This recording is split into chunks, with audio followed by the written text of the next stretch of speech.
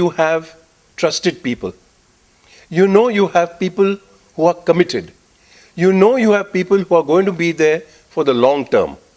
They're not fly-by-night workers who you pay a certain amount. So that is invaluable. You know you can count on them and take a vacation. And there are numerous benefits of having a family involved. But many issues arise. It's not as simple as, yes, I'd like my son to join. Incidentally, we always say, I'd like my son to join. A question arises, why not my daughter?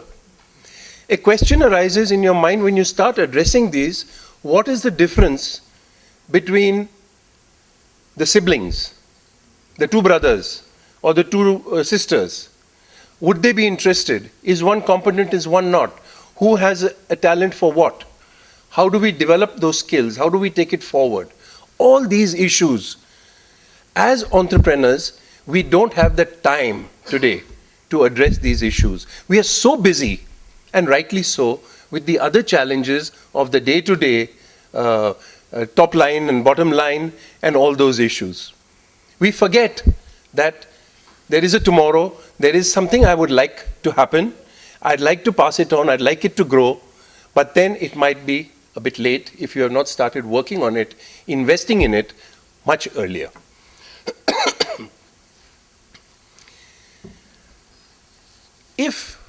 If one is able to achieve having a family business, it is a wonderful reward for the years of blood, sweat, and tears of building that enterprise.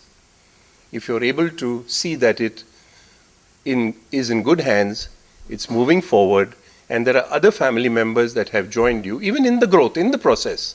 You don't have to wait till the retirement stage, but from early stages, if they are with you, it's a huge benefit to the enterprise for faster growth, for newer ideas, for distribution of labor, for taking on larger challenges and achieving much more. This family part can go beyond the immediate family. Everybody's situation is different.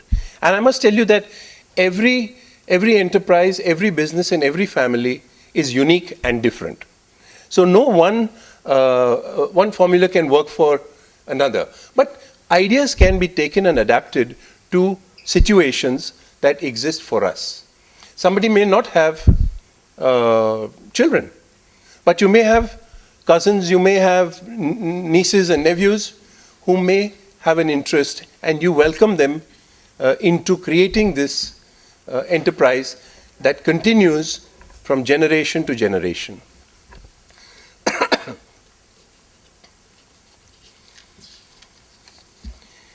Incidentally, I mentioned that it's not easy to make a family business work. Statistics show that after the first generation, out of 100 family business that are created, after the first generation, about 33 drop out. And after the second generation, about 85 from the 100 drop out. And you're left with only 15 that go into this third generation. So this is because you need a large number of areas. As a matter of fact, in a family business, one needs a CEO, not a chief executive officer, but a chief emotional officer. A CFO, who's the chief family officer. Because there are always issues with family in a business. And when transparency is one of the keys that are necessary, then you have to address those issues early. You have to address issues of shareholdings, of equity.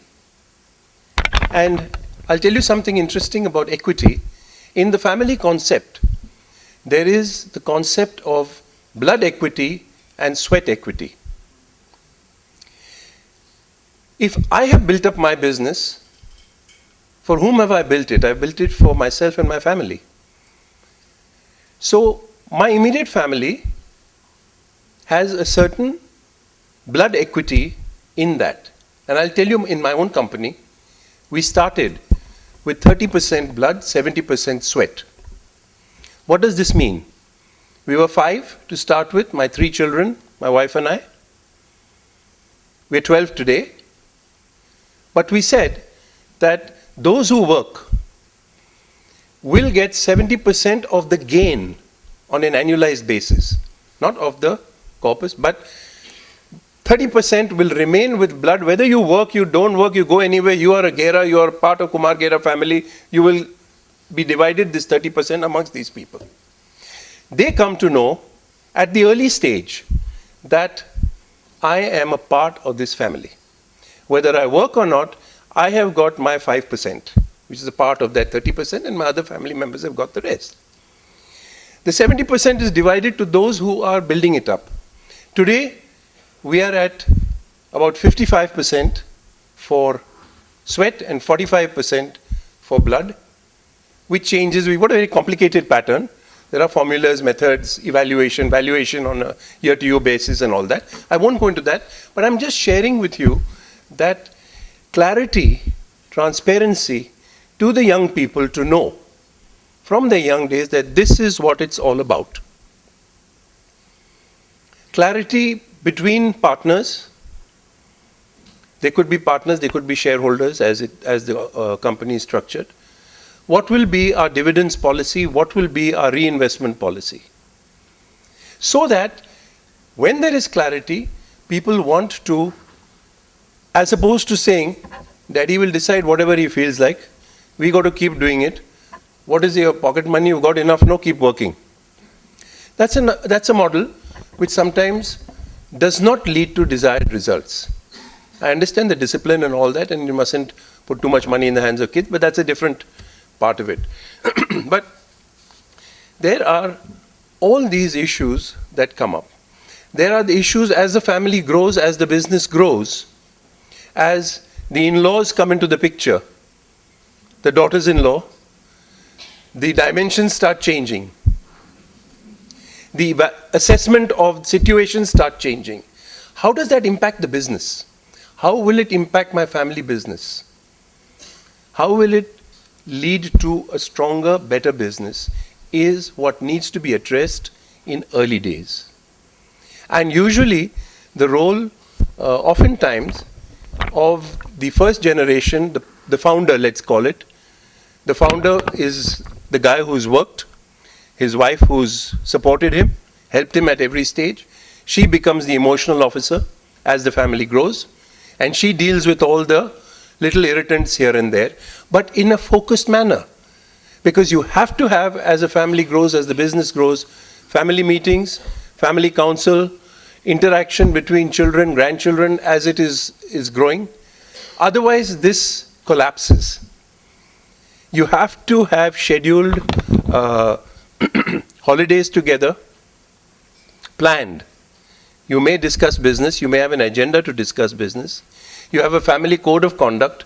I'm just touching upon all these things so as to convey to you that there are a number of things and dimensions to be addressed. There is a need for generosity. In a family business, amongst the members of the family business, in all directions, a spirit of generosity. I'm not talking about money generosity, but a spirit of generosity. How that happens, how it is inculcated, is through reading, learning, searching. But these are the things, ingredients that are there. Families have a code of conduct. There are many business families in our country. Many of the successful large Marwari business houses of India, very eminent. Some of them are my friends. And I can tell you they have written down do's and don'ts and rules and regulations for all family members involved with the business and for family members not involved with the business, because they are getting a benefit out of the family business, even though they are not contributing. So these are the kind of things that one needs to address, including the policy of harvesting. At what stage can I say, now I've had enough, I want to exit, I don't want any further dividends, but I want to harvest my share and do whatever I want to do from this company, and let the others continue? What about somebody midway who wants to harvest? My daughter got married and she asked me, she said, Dad, suppose I want to harvest my share. Can I? I said, yes, we've got it laid down. This would be the process. You would have to give enough notice. We'll have to get the cash flow out. It'll have to work slowly. This is how it would be done, and you can take it and go where you want. It gave her such a sense of comfort that she said, no, I don't want it now. I'm seeing it growing well here. Why should I take it? But I know I can take it at any time that I want to. So it's things like this that keeps the family together, and everybody contributes, supports one another, and the enterprise becomes more solid and can build on this foundation.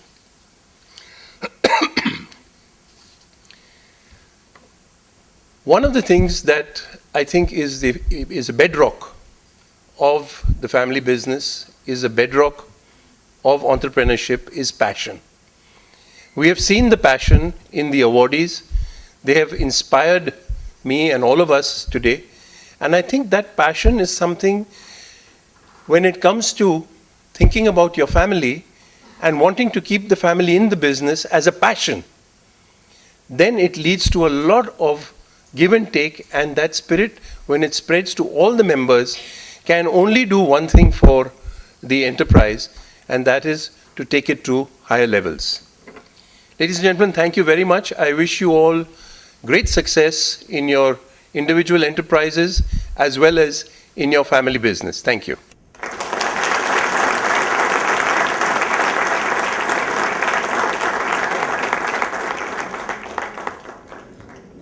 Sir, it was so delighting. Now, as the program is tending to end, I'll call for formal vote of thanks. But before I call Mr. C.N. Bhave, I have something to talk to you.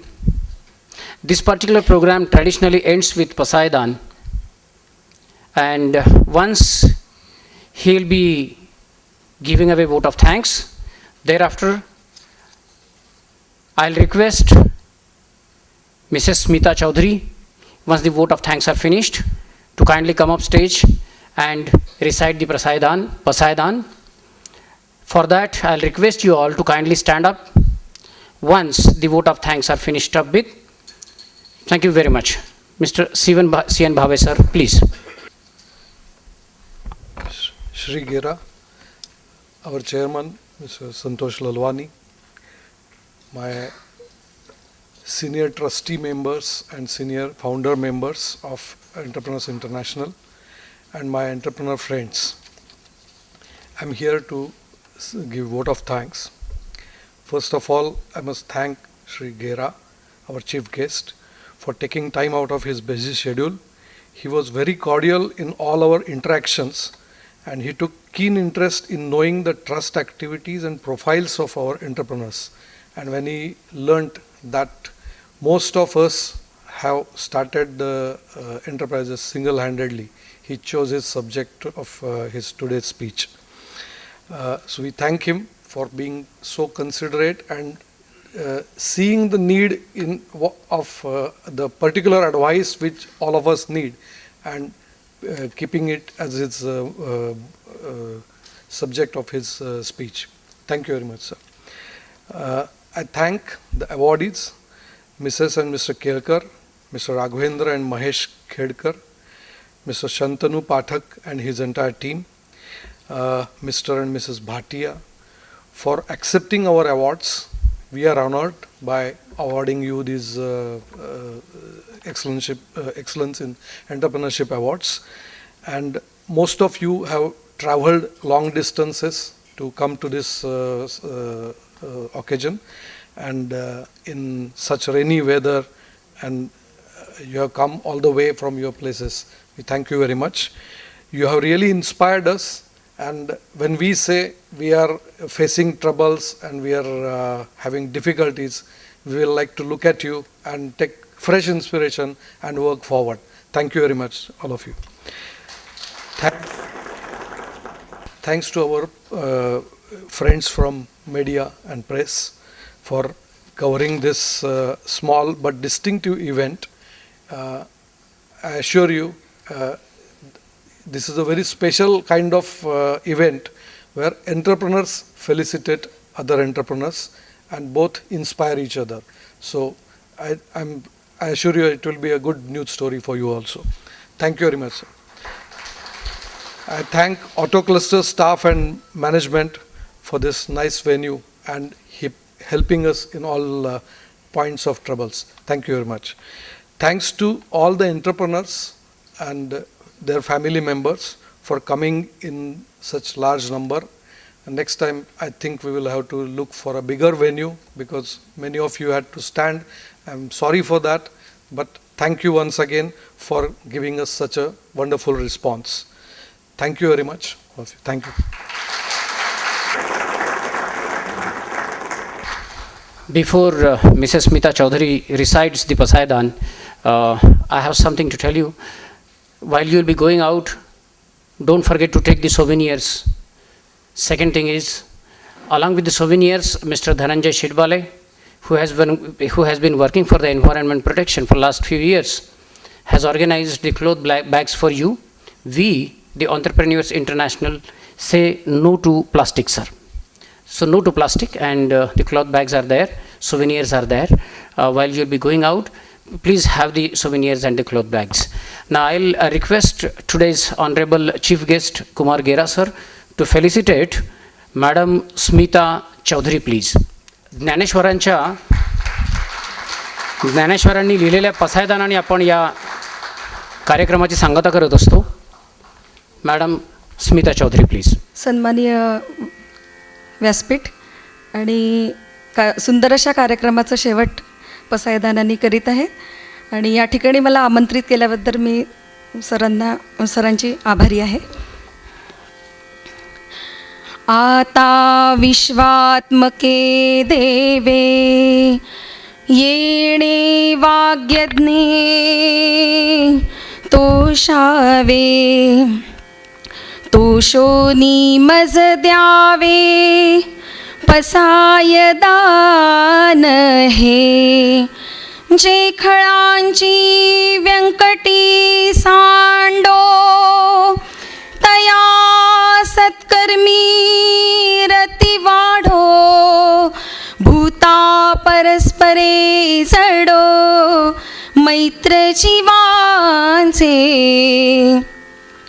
दुरितांचे तिमिर जाओ विश्वस्वधर्म सूर्ये पाहो जो जे वांछील तो ते लाहो प्राणी जात वर्षत सकळ मंडळी ईश्वरनिष्ठांची मांदियाळी अनवरत भूमंडळी भेट तू या भूता चला कल्पतरूंचे आरव चेतना चिंतामणीचे गाव बोलते जे अर्णव पियुषांचे चंद्रमे जे अलांछन मार्तंड जे तापहीन ते सर्वाही सदा सज्जन सोय रे हो तू किंबहुना सर्व सुखी पूर्ण होऊनी तिन्ही लोकी भजिजो आदिपुरुषी अखंडित आणि ग्रंथोपजीविये विशेषी लोकी दृष्टादृष्ट विजये होवावे जी एथ म्हणे श्री विश्वेश्वरा हो हा होईल दान पसावो येणे बरे ज्ञान देवो सुखिया झाला. ओम शांती शांती शांती. धन्यवाद.